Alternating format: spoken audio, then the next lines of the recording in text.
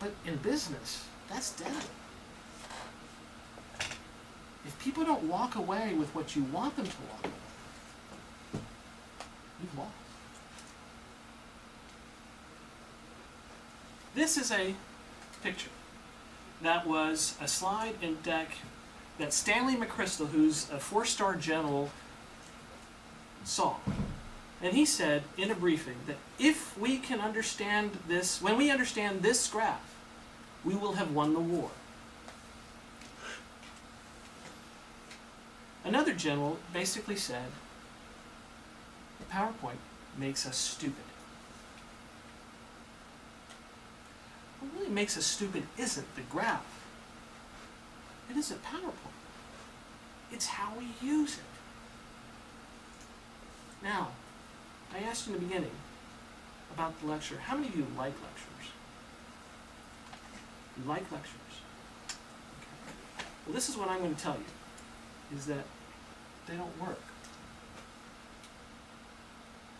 The reason why they don't work is that a lecture is one-way communication. I am going to throw as much information at you and I hope it sticks. And a lot of times, if it's important information, I'm going to try to pound it into you. Remember the old adage, tell them what you're going to tell them, and tell them what you told them? What, do they think we're morons? Are we that stupid? Right? What does that do? It makes us leave unchanged. It has no impact. Do you remember what those people were talking to you in those lectures? A day later? A week later? A year later? Do you remember what they were talking about? If you don't remember what they were talking about, then what was the point in sitting in the meeting? What was the point of the person actually preparing the presentation?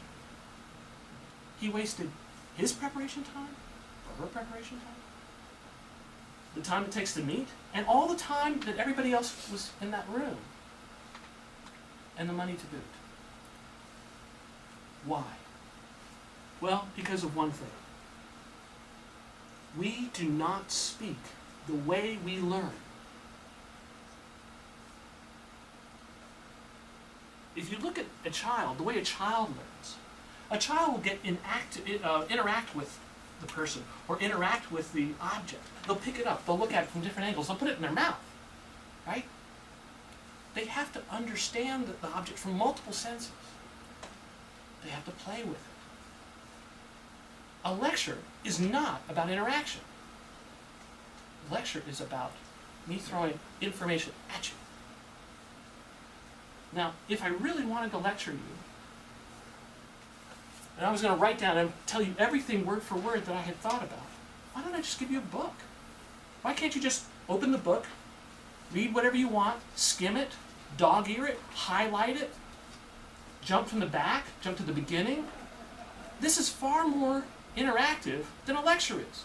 A lecture is, I'm going to go down a course, and come hell or high water, I'm going to stick to it, and if you don't like it, tough. In business, that doesn't fly. In business, that makes us sad. We've wasted time.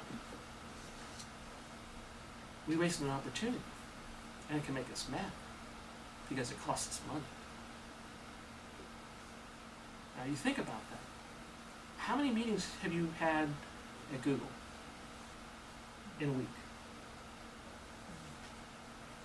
The higher you go, the more meetings you have. Right? The higher the salaries of the people that are attending those meetings, the more important those meetings are. If you're lecturing at that level, you know what the opportunity cost is? It's huge. And this is why I say PowerPoint is going to die. Not PowerPoint. The lecture is going to die. I spent a career understanding presentations. I've spent the last 20 years looking at virtual reality, use of that in presentations, looking at programs like PowerPoint, doing improv, understanding all of these different aspects about how do we communicate technical information to non-technical audiences in a way that is impactful. This is the first slide deck I've ever created like this. I want to get your opinions on it. tell me how effective this is. You can see that this took a while to prepare. And I want to assure you, I ran it through spell check. So the question is, what's the alternative? If the lecture is dead, what do we have left? Well, we have to find out what we like to hear, how we like to hear, what is in harmony with our brains. Now think about that. We're not talking about preferences and touchy-feely things. We're talking about hardcore biology. Biology. Do you believe this is true? How about this? Try this experiment right here. If I was talking to somebody, and I'm just conversing with them, but there's something wrong with my style of conversing. I've broken a rule. I stand way too close to somebody. I've invaded in their personal space. Right now, my guess is you're probably thinking, what in the world is going on? This guy's crazy. You're thinking, how do I make a quick exit? If I was standing in an aggressive posture, if I was like this, you're thinking, part of your brain is looking at this and saying, okay, there's the door. If he does this, I'm going to do this. I'm going to defend myself this way. Part of his brain is trying to do that. And the problem is that part of the brain is filtering out everything else that we're talking about. It is filtering out all the messages, all the good stuff, because we're trying to figure out fight or flight. If you like somebody, you're going to listen to them more. You'll accept the information. If you trust somebody, you'll accept that information. It's not necessarily the message. It's how we feel about the message. The goal of a presentation is to make an impact. Well, what's the impact? If after we walk through the door, that impact is lost, what's the value? Maybe it was entertaining for that moment of time. What we really want is, we want to make it so that the person goes into their own life, and somewhere down the line, something happens and it rings a bell. I sat in this presentation before. I know what this topic is about. What we need is a guided conversation. A conversation where we interact with people. We bring them into our topic. And we let the ideas flow instead of the words. The pluses are, it's actually faster to create these kind of presentations. It's more enjoyable because I'm talking about ideas. I'm not worried about which word I have or do I have this slide just absolutely perfect. My objective is to communicate. And if I don't know my topic, I shouldn't be up here speaking. The minuses? You're flying without an net. There's no text here. If I forget what I'm talking about, I'm derailed. But we really need to make sure that that's not the only thing that should derail you. All we need is a little reminder. Change is going to happen. It's going to be swift, and it's going to be driven because of our little mobile devices.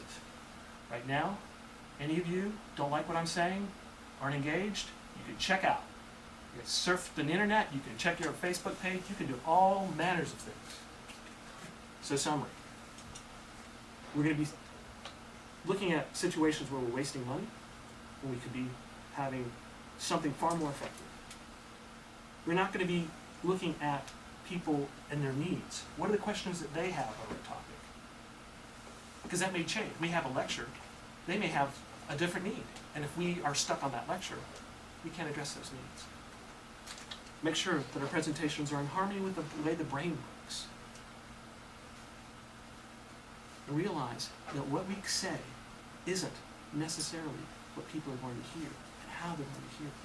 And we have to look like, here's the information, but I want to see what impact I want to have on the audience. And focus on that first and foremost. The guided conversation. That's what's next. That's what's going to kill the lecture. Thank you very much.